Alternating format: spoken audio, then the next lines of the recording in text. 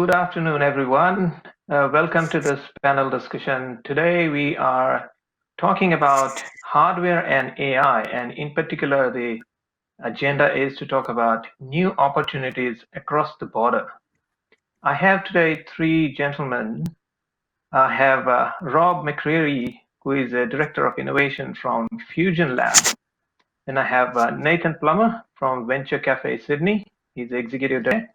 And we are also joined from India, Sunil Panchbai, who is also direct founder Hello. for Ascentrack Consulting. So, to set the context here, basically, we have seen a lot of tumult. Entrepreneurs are going through all the startups, and not just the startups, but also small businesses who are struggling in terms of the supply chain and the challenges that we are facing. Earlier, we have already seen the market is always two-sided. We thought that major supplier base always was coming from China or part of China. And then a majority of the startup small businesses always looked at Western countries, especially USA, as a customer market. But under the circumstances, things are changing and these setups are getting stripped down. And we had to relook at all these arrangements. And this is where exploring new opportunities across the border comes in. How do we look at other countries apart from just these two countries holistically and not just look at them as a suppliers or consumers or customers, but both in a way? And what are the opportunities that exist there? What are the challenges? Are there any things to watch out for? And what is the help available? All that we're going to talk about. So why don't we jump into, and my first question would be to Rob, because Fusion Labs also had a program that ran, I think, last year, and Rob was key part of it. So Rob, could you tell us a bit more about how was that program? What was your experience? What opportunities did you find from Aussie perspective in Indian market? Yeah, thanks, Anand. So the program that Fusion Labs was running was with the New South Wales government. It was called the Access India program, and essentially it was a 12-month program. We were helping New South Wales startups and scale-ups explore opportunities and expand into the Indian market. And so I guess a lot of the insights and observations that I'll share today are, really coming from that recent experience running that program. So I think the first thing in terms of opportunities, what we were looking at were sort of outbound opportunities. The obvious things, when you're looking at a small market like Australia, is you're looking at going global, is the size of the market. And then if you look at a country like India, like we were, there's the next layer is some obvious synergy. So the legal system, they speak English as a language. It's a tech-savvy country. And so all of those sort of present obvious opportunities. I think what I wanted to touch on today were, I guess, two approaches or ways to approach the market that I saw that maybe aren't as obvious and could potentially reframe how startups and scale-ups that are listening are looking at opportunities beyond borders. And they sort of go a little bit beyond, can I just sell my current offering? And so the first thing that I wanted to touch on as a non-obvious opportunity is around challenging the conventional wisdom that you have to have product market fit for your product or service in Australia before you can expand globally. Where we saw some of the companies we were working with have traction was they actually didn't have product market fit in Australia. But the dynamics of an overseas market offers new opportunities. So, if you're looking at an AI company, potentially an overseas market has the data scale or size that you need for your value proposition to provide true value. Maybe you're trying to target a niche market here in Australia, but the scale a market overseas offer by targeting that same demographic, it's just a much bigger overall market size.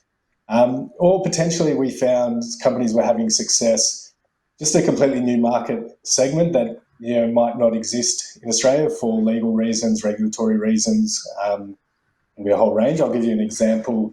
we're working with a company called GenePath that does early screening of genetic conditions.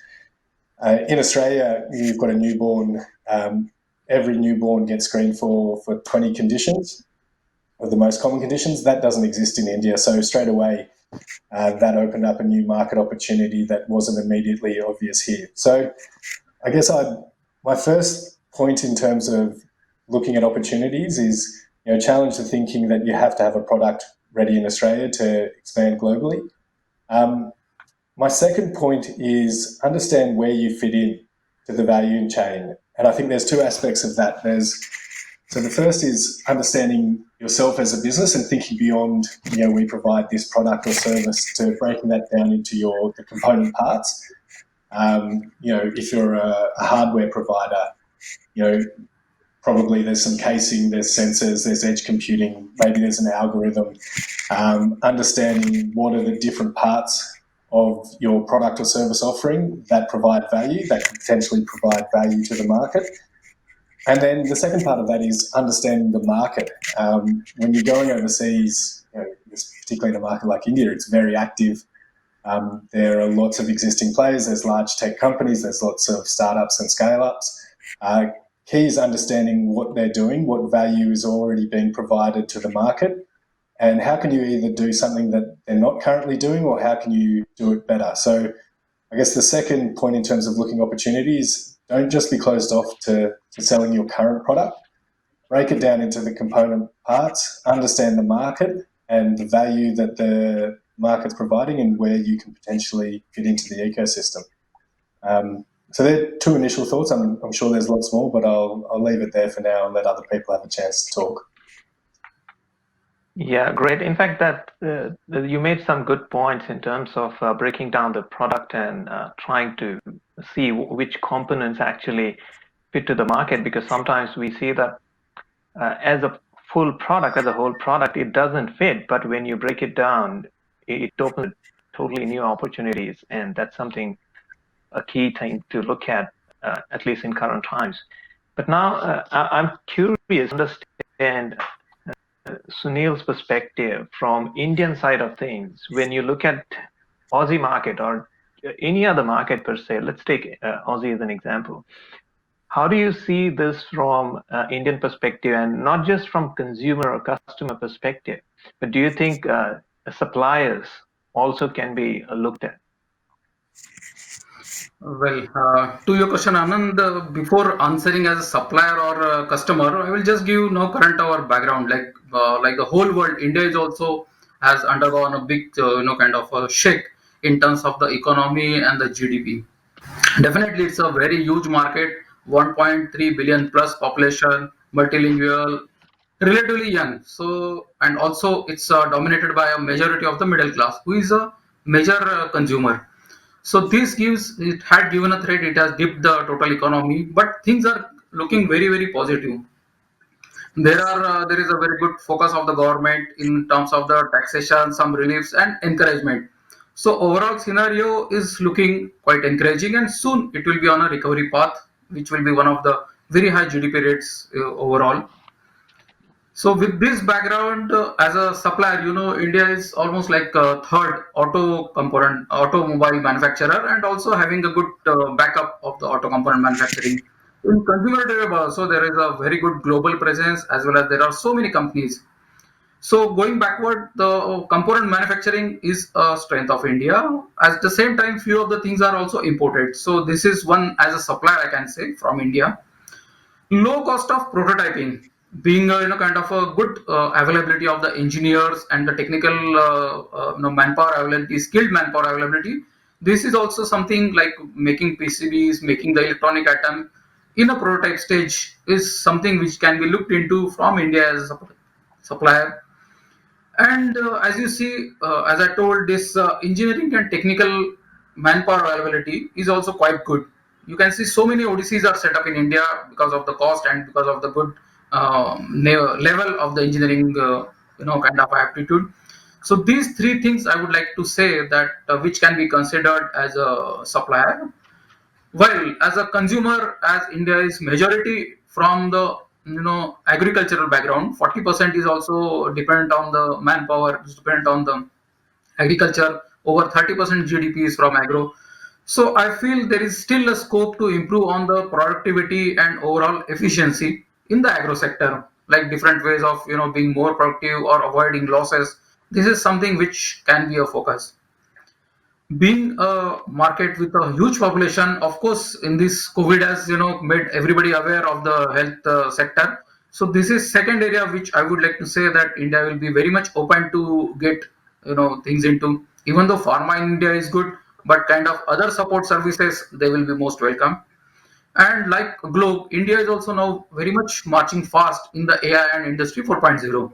So this is the third area which I will say that the Globe can look into to join hands with India and make a mutually, kind of a win-win partnership or growing ahead. These are the points I would like to say from the supplier as well as the consumer point of view. Hmm. Interesting, because you mentioned pharmaceuticals. I understand, Rob, your Fusion Labs did represent a medtech startups, right? Was it majority of a medtech startups? It was actually a combination. So we had a couple of med tech, a couple of working in renewable energy, some utilities management. Yeah, quite a mix actually. All The right. saying that the med tech ones really did find a lot of success. We were able to make good connections to some of the large hospitals there, and in terms of the services that they're providing to patients and the technology, Hmm. it's actually quite incredible. And so these products that the companies we're working with that we're offering, that were sort of at the cutting edge of technology, found a really good fit within the health ecosystem over there. All right. Now, this brings me to another question. We talked about supply standpoint, customer standpoint, but given Nathan's background, now he works, I wouldn't say it's on the sidelines, but it's a very different ecosystem, Venture Cafe Sydney and Venture Cafe across the globe is providing. And I'm sure you must have come across different patterns or different ideas that intersect with working across the border. What do you have to say, Nathan? Yeah, thank you, Anand, and thanks for having me as part of this today. It's exciting to be at Spark Festival. I think you frame this really around that. COVID has really presented a very, very challenging time for entrepreneurs and for businesses in general. Um, no doubt that is true, but through disruption, all of our biggest companies in the world have grown, and all of our biggest startups have come out of disruptive periods, or areas of disruptive in terms of disruptive technologies. So there's a massive opportunity as well. Is the first thing that I'd say. The Venture Cafe globally brings together. Last year, we brought together over 100,000 people across our sites through our different programs, and those are entrepreneurs, corporates, government employees really looking to innovate around certain sectors. And I can share some insights based on some of the programs that we're running. And one of those key ones is something we do called Innovation Bridge, where we connect our markets and look at opportunities for soft landing, for market expansion, or for potentially finding investors. The first one is that we're now a global talent pool. So don't think about your workforce as being restricted by geographical boundaries anymore. Jobs does not necessarily mean local jobs anymore. And if you are looking to expand into a market, having potentially some presence there by some employees or representatives is actually a really, really good way to start that process without actually expanding the business. And we're seeing that through the Innovation Bridge programs because one of the key things that people leverage it for is access to global talent. Your local market might not have the kind of technical talent you need or the kind of specialist talent you need, and that's true for anywhere in the world. The second really is around soft landing. So this is really, really important, and you've got to leverage them where you can. And Rob's program that he talked about is a key example of this. Governments around the world are putting huge money at providing soft landing opportunities for you to basically scale and to be able to grow your business in their countries. And a key way for you to do that is really through the cities. And so, we work closely with the City of Sydney, for example, locally, and we're helping global companies expand into Sydney. And what they're really looking for there is basically, you need to be connected to the right industry partners, of course. You need to be able to potentially find global investors. You need to be able to connect to customers. And the key thing here as well, soft landing is so important because it's all relevant in culture. Yes, I said just before, we're now a globalized workforce, but business is still done really, really differently across all of these different markets. So it's important that you do have a kind of cultural guide, so to speak, that can actually help you navigate that new market. And I think what's really important there is it gets to what Rob was talking around, that point about rethinking actually what you do in that new context. And we're seeing this quite a bit as well. And it's the final point I would say is rethink everything. I think if anything, COVID has taught us that, if you look at supply chains and then look at manufacturing, what seemed like once really, reliable global networks potentially aren't as reliable and are much more vulnerable than we, previously imagined. And a bunch of the programs that we're running through both healthcare, hardware, and other different specialties in Sydney and Australia are actually looking at how there's a shift now towards rethinking, potentially even around local manufacturing. And that's not just to say onshore manufacturing is the only way to go, but advanced technologies have made it so that now, through 3D printing, through automation, through all of these really advanced technologies that reduce costs, that speed up efficiencies, that you can actually do things locally at a really high quality, at an affordable price that potentially is more reliable for you than you previously imagined. So I think those are the key things from my perspective around how do we navigate this shift. And I think those are all really positive things for us. It's not to say that we shut up shop and focus on our own backyard, but it's about leveraging our own local strengths, investing in our backyard, but then also, taking advantage of the global opportunities that we have through, the various kind of soft landing pads and whatnot, to be able to scale there as well. Interesting. But then, look, I have one point to make here is when we talk about current situation and pandemic, etc.,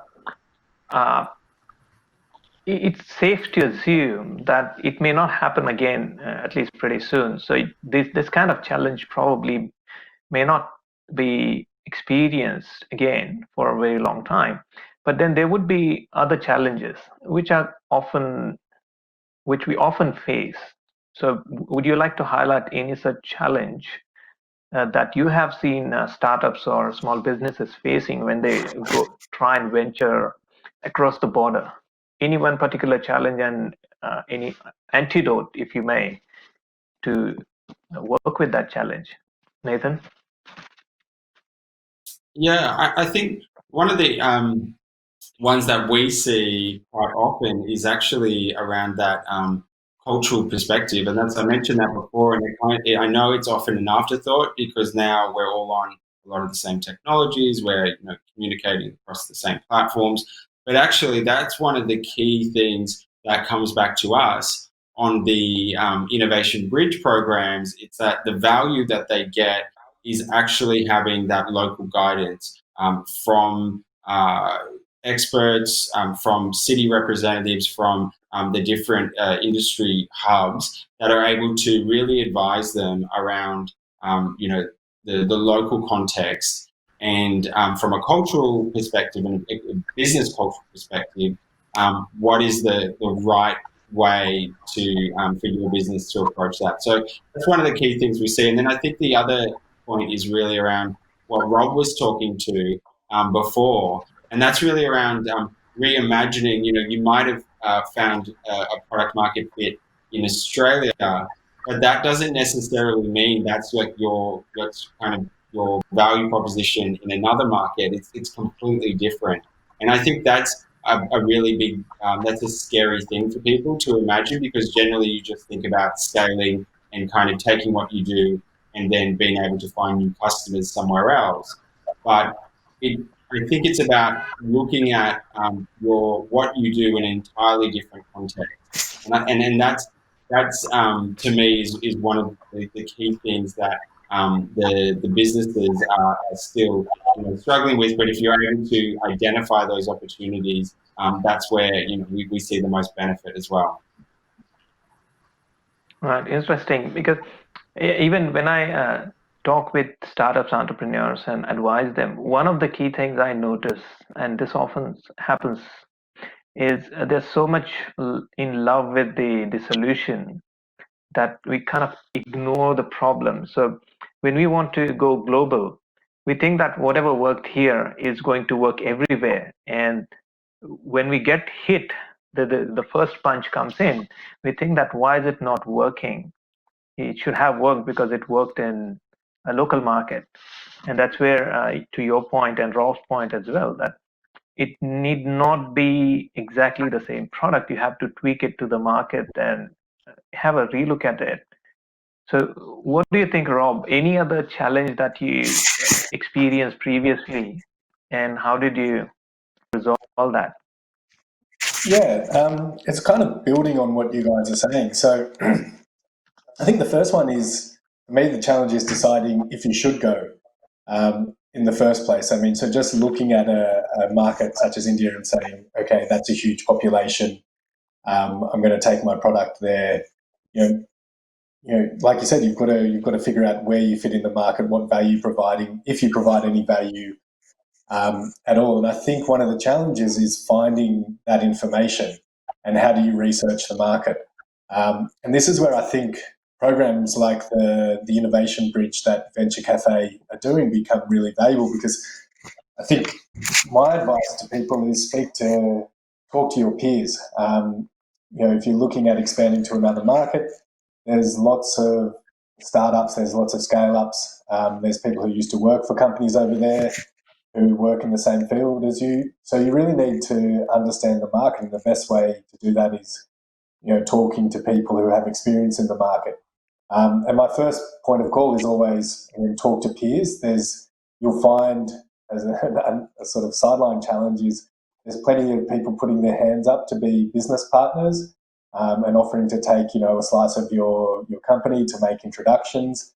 I'd definitely sort of advise on a try before you buy basis on that, but I think you can sort of circumvent that by using these soft landing options that are available through programs like Venture Cafe. The government's also putting, New South Wales government especially, is putting a lot of effort into helping companies expand globally. They're running the Go and Go Global program at the moment. They have people in market with connections who can make introductions and provide good advice. So I'd be looking for those connections and leveraging them. The other challenge for me is, once you've decided, okay, there is an opportunity, I do want to go, it's getting the timing right. So do you have a product ready? Is it the right time for the market? Is it the right time for your business? And what we saw with one company in particular, started having conversations in India, got a huge amount of traction and interest, but their product wasn't quite ready for the market, which is fine. But it just meant that they had to keep those conversations warm. And I think the thing for me is, there's two challenges on that front, on the timing.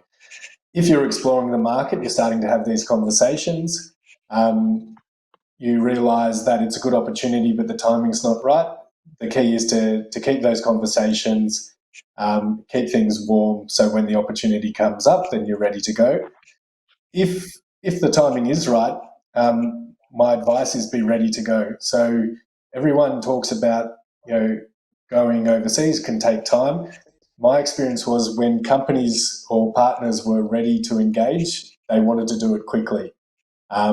and also it takes work and it takes persistence. So make sure that you've got your house in order at home, that you've got the resources to invest in the opportunity. Otherwise, you'll be burning the candle at both ends, and you probably won't succeed in the domestic market or overseas. So I think taking a pragmatic approach to the opportunities is definitely key. So to build on that, in fact, I have a follow-up question. When you say if the timing is not right, we have to keep the conversation warm. But would you recommend that then we change the strategy and instead of waiting until the market catches up, because that's always going to be the case as when we talk about developed countries and developing countries, there would be a bit of a lag. I mean, the one option is to sit out and wait until the market catches up. Other is to build that market, educate people, and kind of get them ready to buy your product, and maybe you would achieve you would reach there sooner than later. Is that something has worked, or would it work at all? Yeah, no, I think that's an excellent point. And we definitely saw some of the companies we were working with definitely did play that education role.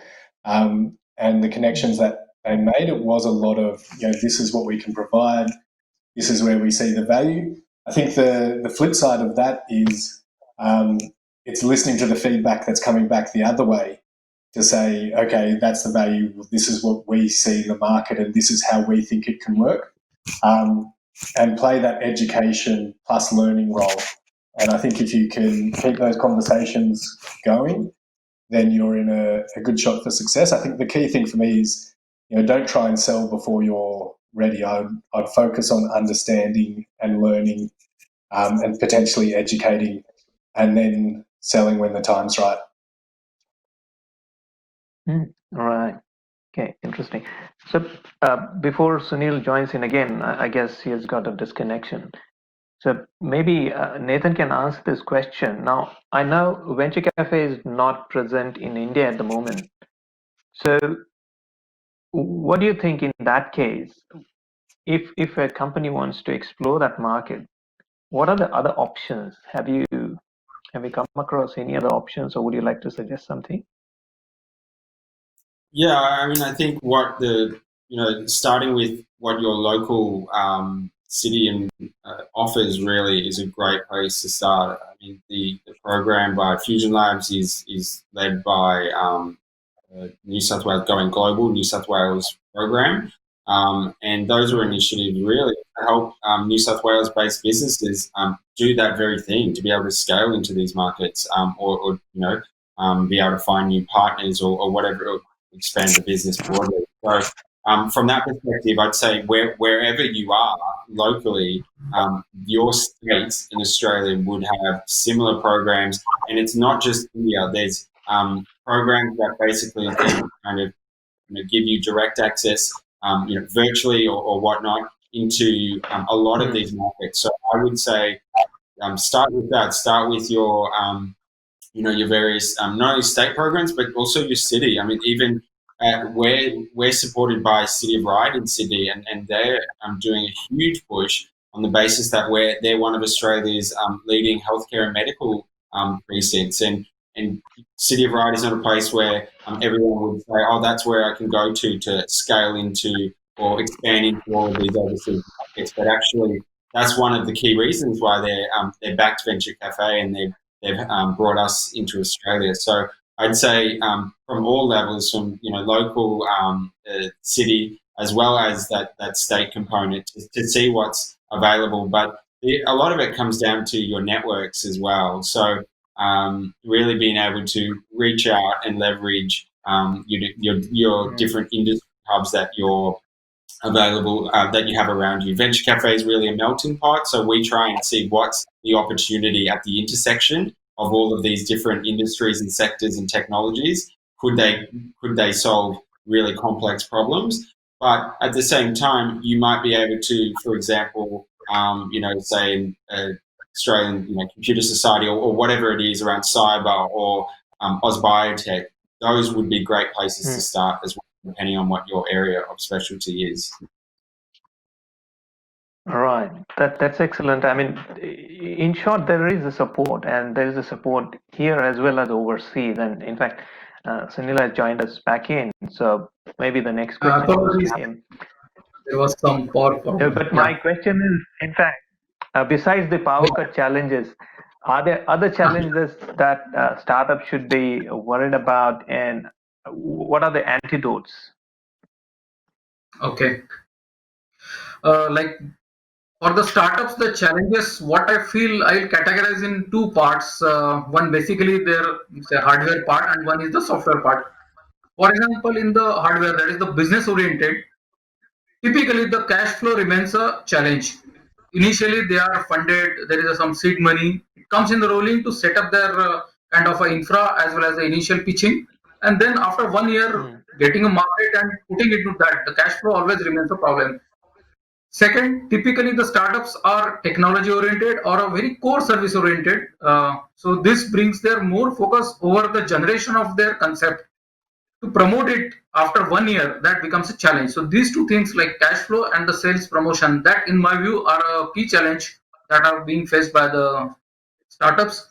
On the soft side, on a human, focusing, I will say the team building, because it is founder, co-founder, and that's all. Maybe one or two guys more. So to make everything Hmm. by them is a problem. Now, how to the antidotes? If I have to say, through my experience, also I can share. Like there are so many agencies, initiated by government, then some colleges and other incubation centers are available. So these need to be like taken care of by the people, and then the startup should avail the services extended by this. This will definitely do a very good hand holding.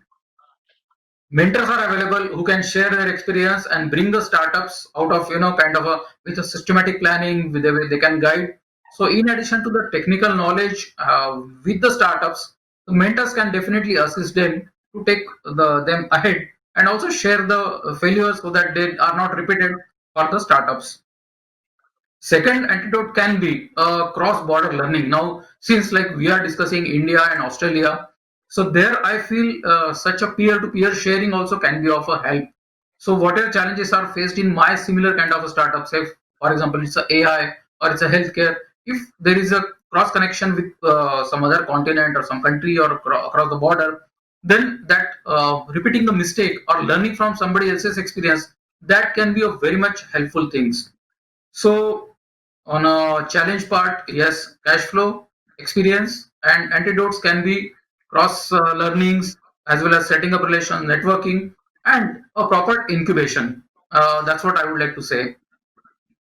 All right. Okay. Look, I have one more question, but before that, maybe I would like to announce that we are open for Q&A. So if you have any questions, please type in the chat box and I'll take it to the relevant guests. So now we already have two questions from Vic. Vic is asking, so I think this continues to earlier question. He's saying, I found Australian VCs are too afraid of early stage startups. Is India any different? Yeah, I will say India is not much different. Rather, the whatever I have seen VCs, they are quite open. I have attended few of the events in which VCs were quite open to different varied kind of startups to be funded. So if required, there can be an exchange of those, addresses or different kind of VCs connections. I'm not very sure whether they will be able to fund for the Australian thing, but definitely there is a huge openness. Sometimes I will say the funds also remain to be like the startup need to be founded. That's the condition. So Mm. maybe the encouraging scenario is quite good. That's the India perspective I would like to share from the VC point of view. Yeah, Yeah, I'd in back that fact, up. I'll add to that. Yeah, please go ahead, Nathan. You go right. I was, I was just saying I'd back that up. From my experience with India, it's a very active sort of VC market, and everyone seems willing to have a go at early stage startups. Saying that it is a very competitive market, so you're up against other people, but yeah, much less conservative than the Australian market in that sense. Yeah, absolutely. I mean, I would second that. I've seen lots of VCs pretty open to new ideas, and even the startups, when you compare likewise with Australian VCs, and competition does exist. So yeah, even if they're open, but you have a lot of people competing against for the same cash. Nathan, you were to say something. I was just going to say for the Australian ecosystem, there's two sides to the story. So one side is good news. The total amount invested in startups in Australia is really on the rise. Last year in 2019, it was I believe 1.7 billion total investment, VC investment, and that's really increased over the years. However, there's been now a really big shift where that has moved. It used to be more evenly spread out across your different stages of maturity, and now it's moving towards more of that scale and later stage. So I think as a broader ecosystem and Australian focus, it's a question of how do we ensure that we're still really prioritizing that early stage and that seed stage to not only support our exciting startups today, but also the ones just beginning their journey as well. All right. In fact, next question is for you, Nathan. Vic is asking, what is the financial model for Venture Cafe? Like, how do they pay fee for help, or how does it work quickly? Yeah, so the good news is that it's entirely free. Everything we operate is free, and we're really lucky that we're in a fortunate position to be funded by the likes of Australian government, state and local government, as well as some really great corporate partners that enable us to do what we do, and of course Macquarie University in Sydney as well, which has really led the way on it. So it operates as a free model. You can access any of the programs anytime you like, and you don't have to necessarily go through a cohort. You can kind of plug into the components that you need, and that is the case for all of our sites across 12 sites across the world. All right, excellent. So in fact, Vic, this is a good news. Any startup, in fact, who wants to explore a local market or external market, do reach out to Nathan Venture Cafe. They have a good resource, good support for mentors, advisors, and whatnot. So we have got one more question, and in fact that leads into my next question and the final question to all of you. KB is asking that is, if we had one takeaway from each of you, what would it be for a startup that absolutely they need to know? So I will add my question to that, maybe then you can elaborate. So we talked about having a team, focusing on team as well as the outlook, the soft landing approaches. We also talked about rethinking the product. Now, if you have to kind of put everything together and answering KV's question as well, what would be your key message today that when people leave this session, they must have heard anything else, but they need to hear this and take away this? Let's start with Sunil, followed by Rob and Nathan. Okay, startups definitely, like other industries, are also right now undergoing a kind of a setback, like what they planned prior to, say, for example, January or February. Now the situation is not the same. So I would say it's not I'll say, first of all, be very optimistic, be resilient. See that whatever you did, efforts will not go waste. With this kind of your demoralizing kind of a situation, but be very proactive and also look forward that things will be definitely improving. Rather, it has already started improving. Whatever plan you laid down, in my view, you should review thoroughly, break the big actions into small one, and also then keep on monitoring whether you were on the right path, what you tried to be, say, a couple of months back, and readjust your plan and keep on reviewing and updating. So that is another planning point of view, I will say. Second is be flexible on your product or services, because the situation is not the same. There can be something which has got a different requirement, altered requirement. So take a review of that. Keep your services or product flexible into it, and of course keep your learning on. See around what's happening. Try to adjust to those kind of situations. So planning, then staying positive, and then continuing learning and readjusting in their startup or the business these three things I would like to advise to the startup or as a takeaway. Thank you. Rob. I think so. For my key takeaway would be it would be keep an open mind, and it sort of goes to everything that we've been saying. That you need to be looking at the market with fresh eyes, not just saying this is the product I'm selling here, so that's what I'm going to sell over there, and I'm going to change the price point. Um, we had startups that actually found India was an opportunity to partner with global tech companies who wanted them to go and sell their offering to Canada, which wasn't what they expected at all. So I think really coming in with an open mind about where the opportunity is, understanding the component parts of what value you have to provide and what value the market needs, and seeing if you can find that fit. And to get there, it's just taking the time to have the conversations, go into the market, trying to understand properly how things work before you go and try and sell things. So, yeah, open mind and go with a learning mindset. Mm-hmm.